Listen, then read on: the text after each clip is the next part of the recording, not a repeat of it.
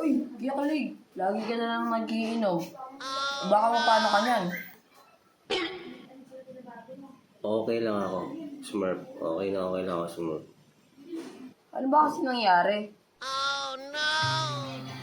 Ikaw ba naman ipagpalit dun sa big bag na naka 400cc? Hindi ka mag-aagin ito? Sa akin, okay lang naman na makakasya dun sa sniper na naka 150. Okay lang yan. Okay lang sa akin yan. Pero ngayon talaga, pinagpalit niya na ako dun sa naka 400cc. Porkit ba naka 125 lang ang motor ko? Gaganunin niya ako. Grabe, di ba? Ikaw ba naman kasi? Kahit 125 lang itong motor mo, basta maayos. Tingnan mo hanggang ngayon, may pintura pa rin itong motor mo. Pati yung upuan mo, di tanggal. Ayun ba? Ginagawa ko kasing payong yun eh. Ginagawa ko itong payong.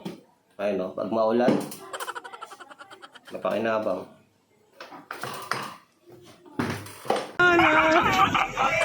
Ay nako, tapos tutol pa yung CP holder mo.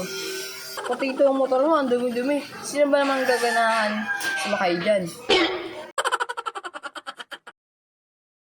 Tingnan mo, itong helmet mo. Sira-sira na. Tapos wala pang visor. Tapos ang baho pa. Talaga ito papalit ka niyan sa 400cc. Oh, grabe ka naman magsalita sa akin.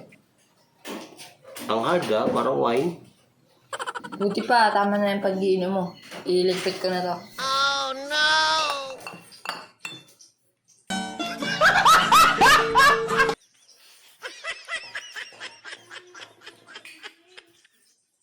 No.